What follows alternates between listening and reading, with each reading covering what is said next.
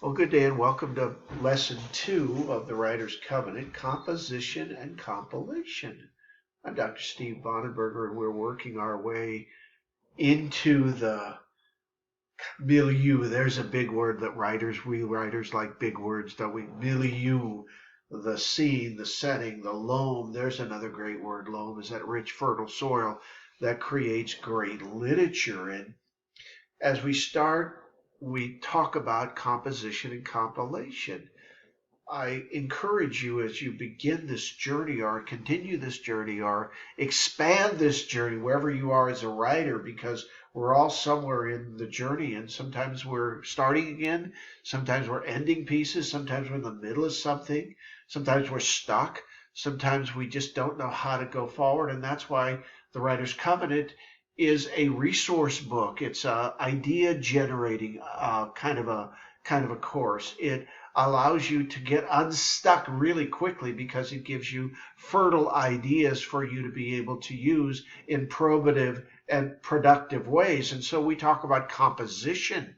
We talk about the fact that you have to compose things. You have to put things together. And as writers, if you're a writer, you've got open threads all over the place. And we love that. And we remind you that they have value. Each and every one of your threads have value, and eventually that thread will land somewhere, either in a story or in a nonfiction piece or an occasional piece, or if you're a preacher or a talker or a sermon or a presentation, or if you're a business person, in the way you're going to put forth your best initiative, however that is. So we compose things. And then compilation, because it is a fact that writing is, if it's a third or a 40% composition, it's at least 60% compilation. I'm going to say that again. If writing is, say, 40% composition, maybe 50% on a good day, it's at least 50% and generally larger than that of compilation, where we look at the things that we have composed and we figure out ways that we can use them and fit them in, interlace them, and really place them correctly into a larger work that we're involved in. And so I love that. And then the other thing I love is the name, the Writer's Covenant. If you care to find the source material, go to Amazon and purchase a copy of the Writer's Covenant, and you will see that there's an actual covenant that I created, for writers to be able to commit to themselves and to God, if you have that inclination. If you don't, then the universe, if you want to just use that term, or whatever is important to you. But it's this idea that writing is a sacred event. It's not a hobby. It's not an avocation. If you're a writer, it is something that emanates and sources from your soul, and you need to commit to making that happen on a covenant kind of a basis.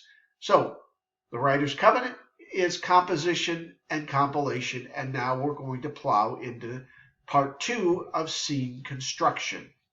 And I remind you that books and movies and novels and stories and poetry and superior storytelling and nonfiction pieces and certainly technical journals all have scene. And scene is kind of the common bond in that it is a closed off kind of a universe. If you think about a scene, if you put in your mind, I think the clearest way to do this is, imagine if you've ever gone to a play and seen a theatrical production, and you get to have your mind around the characters as they enter a bedroom, or maybe an apartment building, or maybe they sit on a couch, or maybe they're at a bar. There's a scene. It has dimension, it has width, it has height and depth. It also is enclosed. It's a standalone unit unto itself. And if you're I work sometimes with people that write scientific pieces and technical pieces. And if you're that kind of a writer, think about the intricacy that you need to just describe one component part of it, whatever the contraption or idea or proposition is that you're putting forth. So scene, all writing is based upon scenes. And the clearer you can get when you create them, the more distinct you can make them, the more, figurative and then literal that you can encase them, the better you are as a writer, and the more engaged your consumer, your reader, your viewer, or your hearer will be. And seeing component parts, we went through some of these yesterday. If you remember, go backwards. I don't want to do that again because I have some other things I want to get to in this lesson. And we're going to talk now about some scene essentials. And I want you to know that the component parts are just so clear. We want these to be sensorial. That's a big word. Again, I'm a writer, right? And if you're involved in this study, you're a writer. Sensorial, that means it has to see, feel, touch, smell. It has to be tactile. It has to invoke. It has to touch something. It has to propose something. Something has to happen that picks the senses. Have to have those inside of a scene. And then you have to trigger something that's emotional. It has to be evocative. As a writer, I always say to people whenever they're asking me about the work that I do and what it is that I want them to do, I remind them that if you're not invoking, if you're not provoking, if you're not stunning, if you're not, shocking, if you're not moving the reader into some kind of peril, you need to rethink what you're doing. You need to be evocative. You need to be emotional. You need to be triggering. You need to have mechanisms and devices that are causing readers to create and feel and experience tension and ultimately discomfort. That's what we do as writers. And we're going to do an entire series of slugs of material on conflict and what that looks like and how to create the provocateur and how to provoke. That's all coming. But we want you to know that as you begin the work, you've got to be thinking of that. And I love when people read my work and sometimes they'll say to me, it almost feels like every sentence is kind of dripping with emotion. I like that. That's what we need to do as writers. That's our mission. That's our job. And then dialogue driven. I have a whole segment and slug we're going to do on dialogue. I just want to introduce the idea that dialogue needs to be used by you as the writer as a way to introduce or explain information. In other words, instead of kind of rolling along with words and creating all of this kind of narrative, I choose, and I think great writing and great writers use dialogue to introduce and expand information. And we'll teach you how to do that again in a later segment because we got a whole thing we do on dialogue.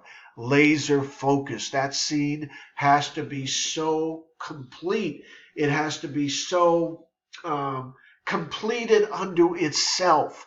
Oh, I want you to really kind of drill into the scenery that you're creating and these initial vignettes that you're starting to build that eventually you'll string together as you begin to do your compilation piece. Detailed and descriptive and identifies the setting and condition. When you build a scene, it needs to be detailed, it needs to describe what's happening, it needs to identify the setting, and it needs to talk a little about the condition of the story. Then it needs to be a placard or a backdrop for the characters to interact. Really what you're doing is you're creating a scenario, if you will, where people can talk and interact. That's really what a scene does. So study this. Go through this multiple times. There's no way any of us can learn this in one hearing. So go through this many, many times and let your imagination flow and stop the lesson often and write down whatever it is that starts to pop, because this should be a prompt and should cause you to think about the writing that you're involved in and how you can improve it or alter it or shade it a bit differently. Next, the component parts should connect either by foreshadow or by looking back or as a standalone moment to key and elemental parts of your story. And you need to see all scenes as connective tissue. I'm going to say that again. You need to see all scenes that you create as connective tissue. Can they stand alone? Yeah. But if you're a storyteller, you'll want them to be a contiguous part of this larger tale that you're telling. In frame, out of frame. I could spend an hour here. You have to learn as a writer to write in frame and then out of frame. And again, I'll do more with this in days to come, but I just want you to start thinking about what in frame and out of frame means. What's inside the moment? What do you want the reader and the viewer to see and experience right now? Out of frame references the shadows and foretelling of events and shaping forces and perhaps things that haven't been disclosed yet or won't be disclosed for some time. Beauties and bounties. I think about this a lot when I'm writing. I have all these kind of catchphrases in my mind when I'm writing, and one of them that I repeat often in my mind when I'm writing, as writers, we have all these thought bubbles that are bursting in our mind, don't we? And so one of the thought bubbles I kind of have as a constant over years, beauty and bounty, beauty and bounty. I want these to be elemental, and I want my substantive writing to reflect beauty and bounty in every single scene and every encounter and incident that I create and cast and send forth. Characters, we're going to spend a long time on character development, so get ready for that. Compelling dialogue, that is coming. Convincing, supporting, or advancing, or denouncing. Plot line, we got a bunch of things we're going to do on plot line. Capacity to seize and grab and hold attention. All these things are coming, but we want you to know this is, if you will, like a 30,000 foot down view, so you begin to understand what is essential when you start to build a scene. And I want you to remember that not always are we involved in shock value. I don't want to misspeak here, because some things are soft by nature, but I like to write. I'm a thriller guy. I like to write, things that are tension filled. That's the kind of writer I am. And we want you to have visual representations. And I often use music or imagery when I then create reels and videos. So, want you to go backwards. Want you to study this hard. What are the component parts of a scene? Want you to think about what are the essentials of a scene. I want you to spend some time here. You're a writer. This isn't something you can click along at like gallop speed, okay? You're going to want to canter and saunter a bit here, huh? And then we're going to talk about plot in days to come, but I want you to start developing some plot ideas. Does your scene have strong hooks and strong reader grab attention pieces? You're going to need those. And then you need to start thinking about beginnings and middles and ending. Oh, I love this work. I hope you spend a lot of time here. I really do. Till next time. I remind you that I'm Dr. Steve Bonenberger, and this is The Writer's Covenant. Till next time, travel far.